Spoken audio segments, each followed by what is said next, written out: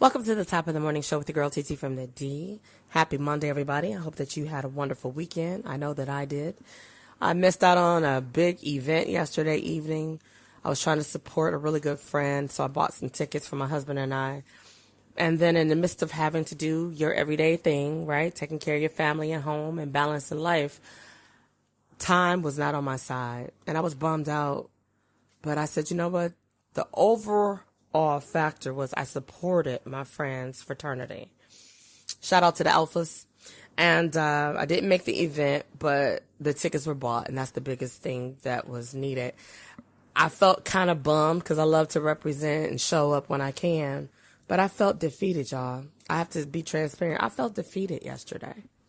I spoke to my husband, and I know, like, this event, you had to be there, and by 2 o'clock, it's like you can't get into the second part. And at that time, when I was looking at that clock, it was 1:40 p.m. And I knew by the time I got home, dropped off the groceries, because I did a grocery run from my house, and it was like, yeah, we stay at least 25 minutes away. And I bought my tickets through Eventbrite. I hadn't printed them out, so I didn't have the tickets in hand. It was just, I was stressed. My husband said, you know what, TT? Babe, whatever the cost of the tickets is, I'll replace it. I said, nope, it's not about that. It's just I want to show up, but I supported the cause, and I think that was more important than me being physically there. So we just put away the groceries together. We had a good conversation. I decided I was going to prepare for this morning show, and we decided to just have a date night later that afternoon. So yesterday was exactly what God know I needed, and I just didn't know, because I believe in push, right? So today we are starting the kickoff for the breakdown of the 5 love languages. How to express heartfelt commitment to your mate by Dr. Gary Chapman. The 5 love languages are words of affirmation, which we'll cover today. Then we have quality time, we'll cover on Tuesday. Receiving gifts, we'll cover on Wednesday. Acts of service, we'll take care of on Thursday, and we'll wrap up with physical touch on Friday. I think it's probably one of all of our favorite languages, right? So today we're going to talk about number 1, love languages. And this is directly from Dr. Gary Chapman. If you want to read along with us, if you have the book, then you want to go, that would start you on page 39. At the top, it will say chapter 4, because there's some bonus things in chapter 1, 2, and 3, but we're going to go strictly to the words of affirmation. So here we go. Mark Twain once said, I can live for 2 months on a good compliment. If we take Twain literally, 6 compliments a year would have kept this emotional love tank at the operational level. Your spouse will probably need more. One way to express love emotionally is to use words that build up. Solomon, author of the ancient Hebrew wisdom literature, wrote, the tongue has the power of life and death. Many couples have learned the tremendous power of verbally affirming each other. Solomon further noted, an anxious heart weighs a man down, but a kind word cheers him up. Verbal compliments, or words of appreciation, are powerful communicators of love. They are best expressed in simple, straightforward statements of affirmation, such as, you look sharp in that suit. Ooh, do you ever look nice in that dress? Wow. You must be the best potato cooked in the world. I love these potatoes. I really appreciate your washing the dishes tonight. Thanks for getting the babysitter lined up tonight. I want you to know I don't take that for granted. I really appreciate your taking the garbage out. What would happen to the emotional climate of a marriage if the husband and wife heard such words of affirmation regularly? Several years ago, I was sitting in my office with my door open. A lady walked down the aisle and said, have you got a minute? Sure, come in. She sat down and said, Dr. Chapman, I've got a problem. I can't get my husband to paint our bedroom. I have been after him for 9 months. I have tried everything I know, and I can't get him to paint it. My first thought was, lady, you are at the wrong place. I am not a paint contractor. But I said, tell me about it. She said, well, last Saturday was a good example. You remember how pretty it was? Do you know what my husband did all day long? He washed and waxed the car. So what did you do? Oh, I went out there and said, Bob, I don't understand you. Today would have been a perfect day to paint the bedroom. And here you are washing and waxing the car. So did he paint the bedroom I required? No. It's still not painted.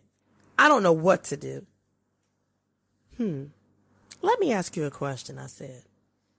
Are you opposed to cleaning waxed cars? No. But I want the bedroom painted. Are you certain that your husband knows that you want the bedroom painted? I know he does, she said. I have been after him for 9 months. Let me ask you one more question. Does your husband ever do anything good? Like what? Oh, like taking the garbage out, or getting bugs off the windshield of the car you drive, or putting gas in the car for you, or paying the electric bill, or hanging up his coat? Yes, she said. He does some of those things. Then I have 2 suggestions. 1, don't ever mention painting the bedroom again. I repeat it. Don't ever mention it again. I don't see how that's going to help, she said. The object of love is not getting something you want, but doing something for the well-being of the one you love.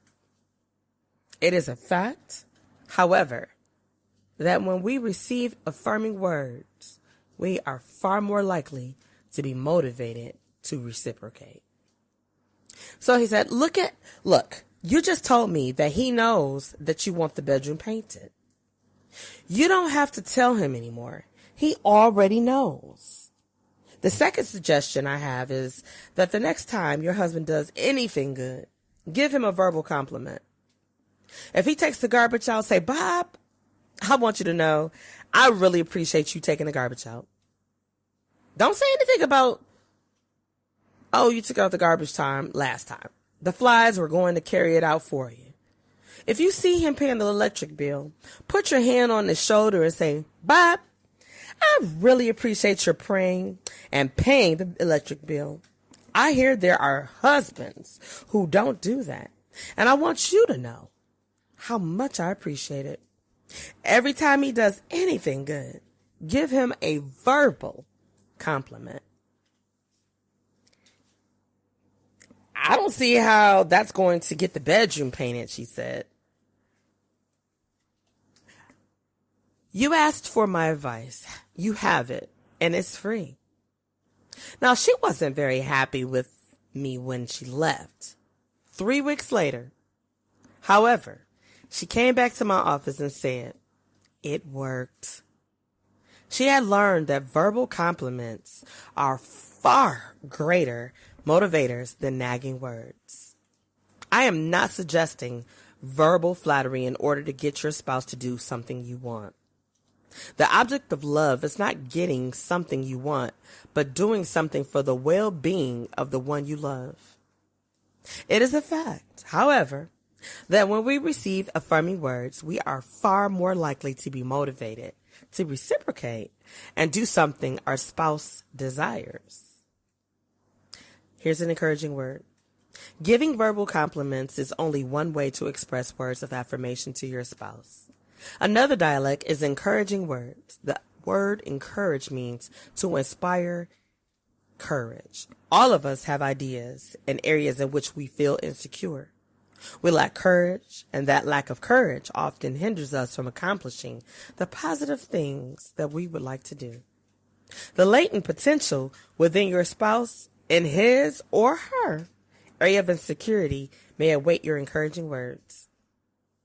Check this out. Allison had always liked to write. Late in her college career, she took a few courses in journalism. She quickly realized that her excitement about writing exceeded her interest in history, which had been her academic major. It was too late to change majors, but after college, and especially before the first baby, she wrote several articles. She submitted one article to a magazine, but when she received a rejection slip, she had never had the courage to submit another one. Now that the children were older and she had more time to contemplate, Allison was again writing. Keith, Allison's husband, had paid little attention to Allison's writing in the early days of their marriage. He was busy with his own vocation and caught up in the pressures of climbing the corporate ladder. In time, however, Keith had realized that life's deepest meaning is not found in accomplishments, but in relationships.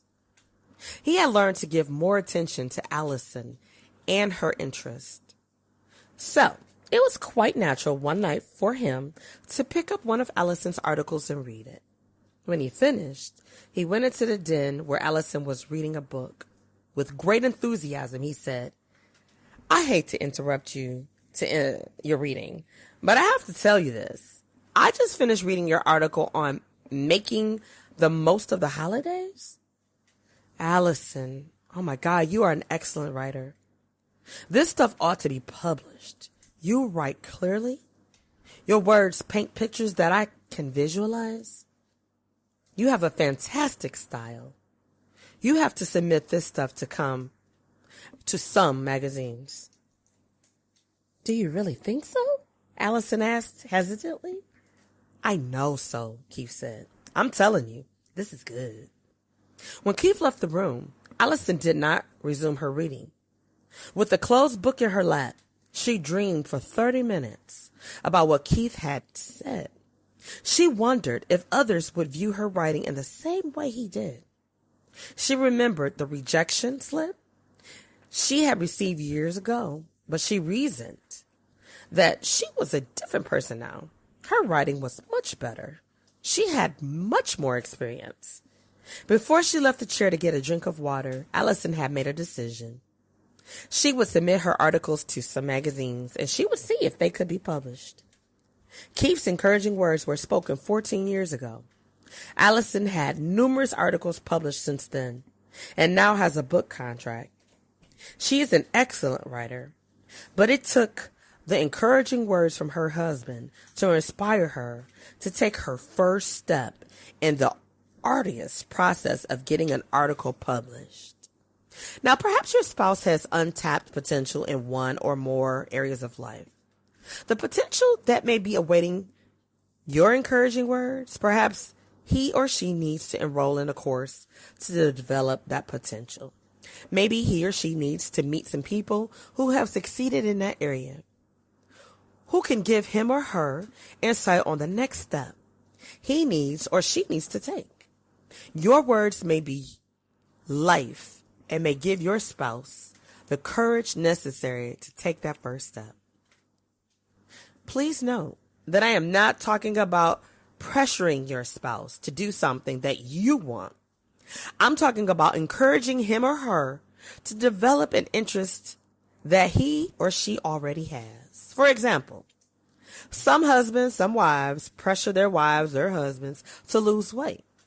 The husband or wife says, I'm encouraging her or him. But the wife or husband, to them, it sounds like condemnation. Only when a person wants to lose weight can you give them encouragement. Until then, he or she has the desire, your words will fall into the category of preaching. Such words as seldom encourage. They are almost always heard as word of judgment, designed to stimulate guilt. They express not love, but rejection. Here's a little note. Encouragement requires empathy. and seeing the world from your spouse's perspective, we might first learn what is important to our spouse. Now, if, however, your spouse says, I think I would like to enroll in a weight loss program this fall, then you have the opportunity to give words of encouragement. Encouraging words would sound like this. If you decide to do that, I could tell you one thing, you will be a success. That's one of the things I like about you. When you set your mind to do something, you do it. If that's what you want to do, I will certainly do everything I can to help you. And don't worry about the cost of the program. If that's what you really want to do, we'll find the money. Such words may give your spouse the courage to phone the weight loss clinic right away. Encouragement requires empathy and seeing the world from your spouse's perspective. We must first learn what is important to our spouse. Only then can we give encouragement. With verbal encouragement, we are trying to communicate, I know, I care, I am with you. How can I help? We are trying to show that we believe in him and her and their abilities.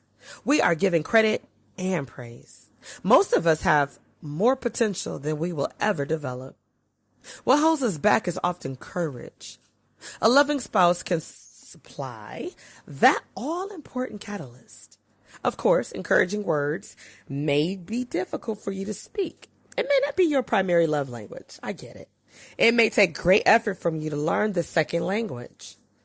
That will be especially true if you have a pattern of critical and condemning words. But I can assure you that it will be worth the effort. Kind words. Love is kind. If then we are to communicate love verbally, we must use kind words. That has to do with the way we speak. The same sentence can have two different meanings depending on how you say it. The statement, I love you, when said with kindness and tenderness, can be genuine, expressed, and an expression of love. But what about the statement, I love you? The question mark changes the whole meaning of these three words. I love you? Sometimes our words are saying one thing, but our tone of voice is saying another. We are sending double messages. Our spouse will usually interpret our message based on the tone of our voice, not so much the words we use. And I would be delighted to wash dishes tonight, said in a startling tone, will be received as expressions of love. On the other hand, we can share hurt, pain, and even anger in a kind manner. That will be an expression of love. I felt disappointed and hurt that you didn't offer to help me this evening. Said in an honest, kind manner can be an expression of love.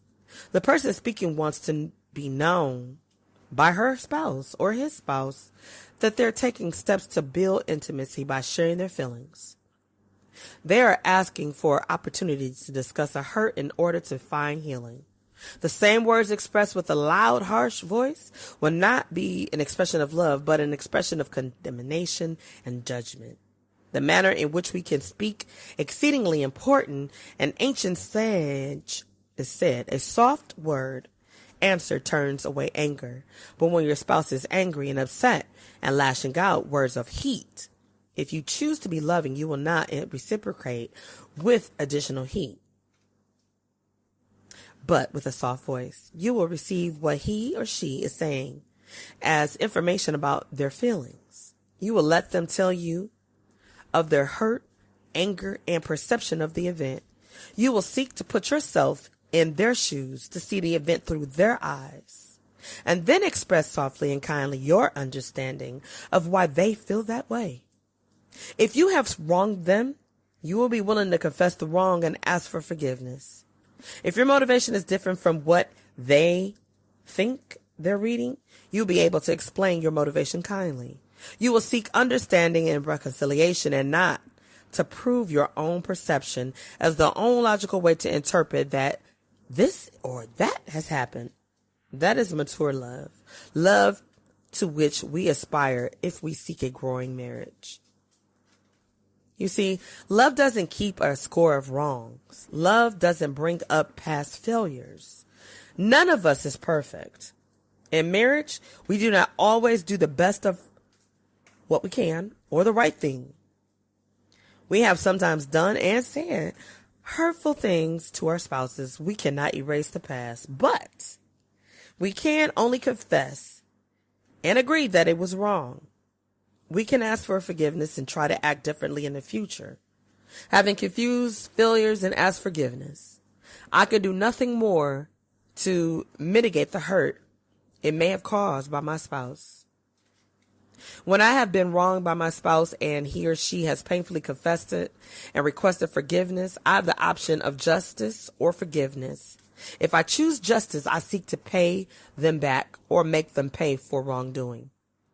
I am making myself the judge and they are the felon. Intimacy becomes impossible. However, I choose to forgive, intimacy may be restored. Forgiveness is the way of love. I'm amazed how many individuals mess up every new day with yesterday. They insist on bringing into today the failures of yesterday, and in so doing, they pollute a potential wonderful day. I can't believe you did that. I don't think I'll ever forget it. You can't possibly know how much you hurt me. I don't know how you can sit there so smugly after you treated me that way. You ought to be crawling on your knees, begging me for forgiveness. I don't know if I can even forgive you ever. Those are not the words of love, but of bitterness and resentment and revenge. Here's a note. If we are to develop an intimate relationship, we need to know each other's desires. If we wish to love each other, we need to know what the other person wants. Now, the best thing we could do with the failure of the past is to let them be history. Yes, it happened. Certainly it hurt. And it may still hurt. But they have acknowledged their failure and asked for your forgiveness. We cannot erase the past, but we can accept it as history. We can choose to live today free from the failures of yesterday. Forgiveness is not a feeling. It is a commitment. It has a choice that we need to meet that needs to be met in many individuals. If you are not a man or a woman of words, it is not your primary love language, but you think it may be the love language of your spouse, let me suggest that you keep a notebook titled Words of Affirmation. When you read an article or a book on love, record the word of affirmation you find. When you hear a lecture or love, or you overhear a friend saying something positive about another person, write it down. In time, you will collect quite a list of words to use in communicating love to your spouse. You may also want to try and direct words of affirmation. That is saying positive things about your spouse when he or she is not present. Eventually, someone will tell your spouse, and you will be receiving full credit for love. Tell your wife, the mother, how great a wife she is. Tell your husband, the father, how great a husband he is. When your mother tells her what you said, when your father tells her what you said, it will be accomplished and you will get even more credit. Also affirm your spouse in front of others when he or she is present. When you are given the public honor for an accomplishment, be sure to share the credit with your spouse. You may also try your hand at writing words of affirmation. Written words have the benefit of being read over and over again. I learned an important lesson about words of affirmation and love languages in Little Rock, Arkansas. My visit with Billy and Betty Joe was on a beautiful spring day. They lived in a cluster home with white picket fence, green grass, and spring flowers in full bloom.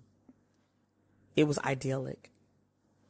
Once inside, however, I discovered that the idealism ended. Their marriage was in shambles. 12 years and 2 children after the wedding day, they wondered why they had married in the first place. They seemed so discouraged and seemed to disagree on everything. The only thing they really agreed on was that both had loved the children. As the story unraveled, my observation was that Bill was a workaholic who had little time left over for Betty. And Betty worked part-time mainly to get out of the house. Their method of coping was withdrawal. They tried to put distance between them so that their conflicts would not seem as large. But I'm going to have to say, the gauge on both love tanks read empty. They told me that they had been going for marriage counseling, but did not seem to be making much progress. They were attending my marriage seminar, and I was leaving town the next day. This would likely be my only encounter with Bill and Betty Jo. I decided to put all my eggs in one basket. I spent an hour with each of them separately. I listened intently to both stories. I discovered that in spite of the emptiness of their relationship and their many disagreements, they appreciated certain things about each other. Bill acknowledged she is a good mother.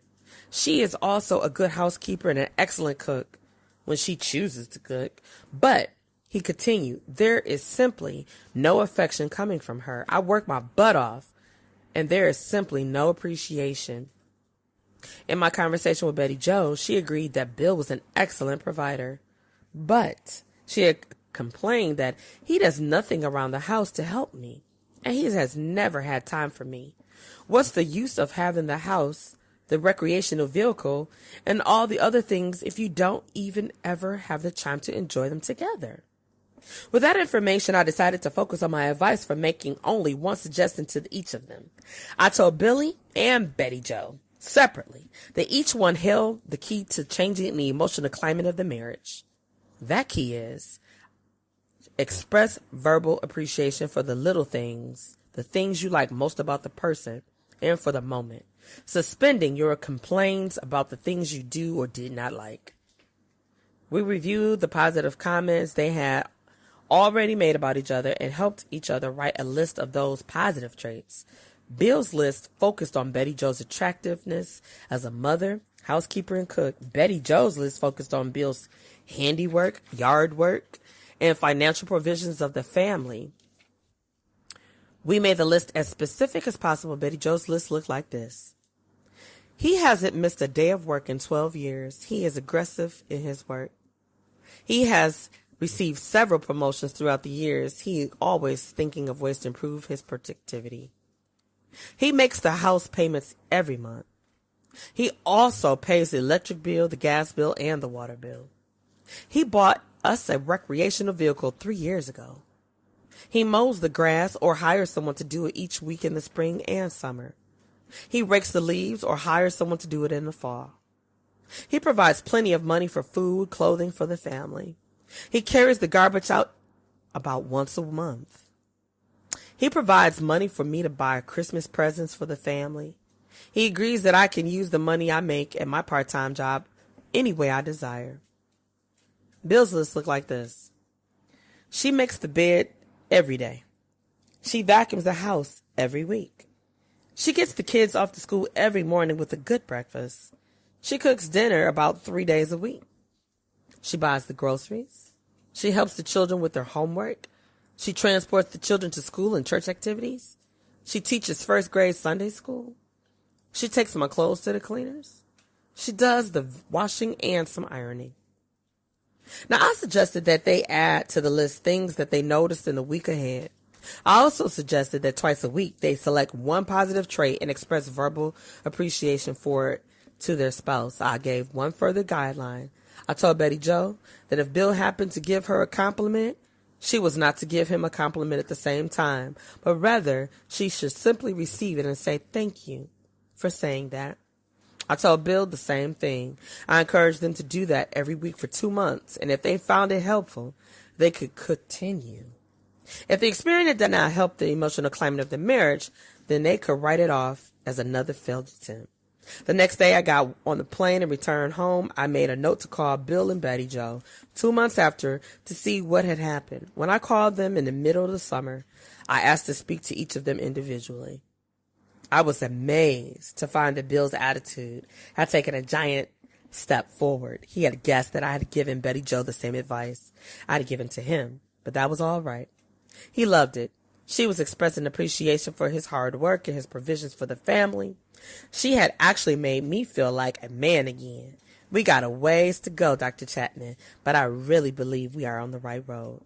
When I talked to Betty Jo, however, I found that she had only taken a few baby steps forward. She said it was or it has improved some, Dr. Chapman, but Bill is giving verbal compliments as you suggested, and I guess he is sincere. But Dr. Chapman, he's still not spending any time with me. He is still so busy at work that we never have time together. As I listened to Betty Joe, the light came on. I know, and I knew that I had made a significant discovery. The love language of one person is not necessarily the love language of another. It was obvious that Bill's primary love language was words of affirmation. He was a hard worker and he enjoyed his work, but what he wanted most from his wife was expressions of appreciation for his work. That pattern has probably set in childhood, and that the need for verbal affirmation was no less important in his adult life. Betty Joe, on the other hand, was emotionally crying for something else. Positive words were fine, but her deep emotional longing for something else, that brings us to love language number 2. Number 1, to remind yourself what words of affirmation is your spouse's primary love language. Print the following on a 3x5 card and put it on a mirror or other place where you will see it daily. Words are important. Words are important. Words are important. For week 2, keep a written record of all the words of affirmation you give your spouse each day.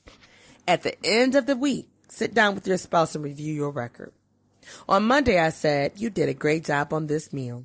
You look really nice in that outfit, and I really appreciate you picking up the laundry. On Tuesday, I said, etc. You might be surprised how well or how poorly you are speaking words of affirmation. Set a goal to give your spouse a different compliment each day for 1 month. If an apple a day keeps the doctor away, maybe a compliment a day will keep the counselor away. And you may want to record these compliments also, so you will not duplicate the statement. Number 4, as you read the newspaper, magazine, and books, or watch TV, or listen to radio, look for words of affirmation which people use. Observe people in conversation. Write those affirming statements in a notebook. If they are cartoons, clip and paste them in your notebook. Read through them periodically and select those you choose that you could use with your spouse. And when you use one, note the date on which you used it. Your notebook may become your love book. Remember, words are important. And number 5, write a love letter, a love paragraph, or a love sentence to your spouse and give it quietly or with flair. Chances are, when he dies, you will find your love letters packed away in some special place because words are important. Number 6, compliment your spouse in the presence of his parents or friends. You will get double credit. Your spouse will feel loved, and the parents will feel lucky to have such a great son-in-law or daughter-in-law. Number 7, look for your spouse's strengths and tell him or her how much you appreciate those strengths. Chances are they will work hard to live up to your expectations and reputation. Number 8, tell your children how great their mother or father is. Do this behind your spouse's back and in their presence. Number 9, write a poem describing how you feel about your spouse. If you are not a poet, choose a card that expresses how you feel.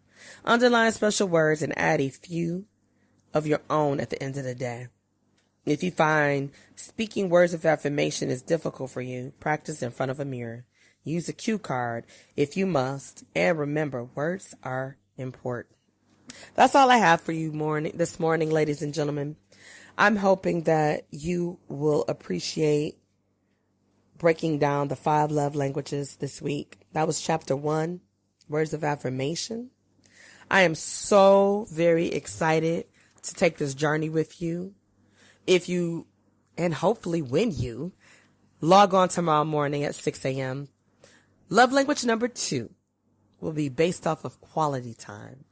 We will talk about that and how amazing that is. I'm believing and I'm trusting that what we seek in our marriages, in our relationships, will be found without a doubt. I think that Dr. Chapman is on to something else. And as I told you guys, there's another book that we're going to be tackling. It may not be right after this because I have other things that I need to tap into for my top of the morning show. But we're going to talk about and break down in the very near future, what did you expect? I've been listening to some of you that are married and in serious relationships. And some of you have said, you know what, TT? Maybe you and your husband, or you should do a show dedicated to relationships. I'm like, yeah. We have a great time. And I'm going to pray on it. Because I'm all about love. I love love. I love love. I love love. I love love. I love planting seeds that will help people become more lovable with their significant others because it's necessary and needed and respected and wanted. On this day, on this Monday, I was going to say magical Monday, but it's a wonderful Monday. It's a day above the ground. If you woke up this morning, then you are living a divinely purpose-filled day. What you choose to do or choose not to do has already been written. God knows exactly what you're going to do, what he needed you to do, and what he wanted you to do before you even did it. And for those things that we choose to do and we're getting ready to do that really shouldn't be done, I can only hope that it doesn't destroy the beauty of who we are and where we're supposed to be along this journey. If you are married and you're struggling, if you are married and you are just fine, I still hope that you learn and gain something with remembering the 5 love languages. You may say, hey, we already know this. Perfect. Great. But you can never love your spouse too much. What I come to realize was a sad revelation. And every time I think about it, it makes me sad to think that one day I may be looking at the side of the bed that my husband sleeps on and he may not be there. And I think about what if, or when that day comes, if he looks at the side of the bed I sleep on and I am no longer there. And it's sad because in this world, I can't imagine loving and spending my life with anyone else but him. Growing old, waiting to see that salt and pepper come into his beard, him waiting to see the gray hairs come through my hair. Looking at life of what it will be like when we're older and we're gray and we're traveling and still enjoying each other's company. And I get emotional, even at this moment. Because we are so lucky, ladies and gentlemen, if we are married to someone who loves us for who we are, our imperfections, our flaws, our ups, our downs, our strengths and our weaknesses, our beauty, our poise, our ugliness, our slumpness. We're lucky.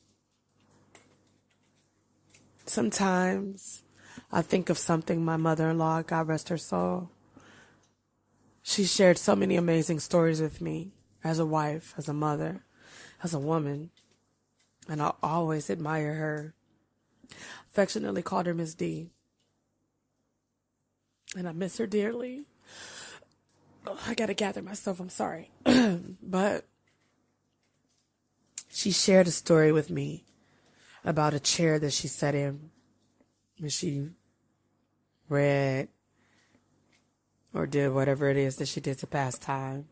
She strategically had her chair placed in a certain area when she could share space with my father-in-law.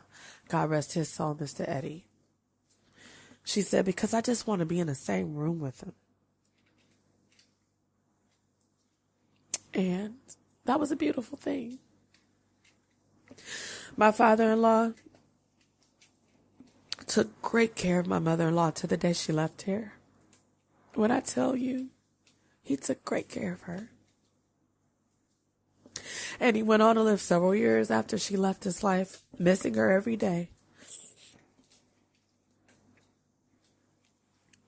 And they went through their weeds and their woes, their ups and downs. And they had a marriage, and they stuck and they fought. And they stuck and they fought. And they honored their vows, no matter what. We can only hope for that tenacity, ladies and gentlemen, in today's time. Some people want a microwave wedding, and they want a toaster oven marriage. I say take it one day at a time. Take it one day at a time. I know I'm looking at my mother. She's married to an older gentleman who's, almost 25 years her senior. And my mother is in the early stages of dementia.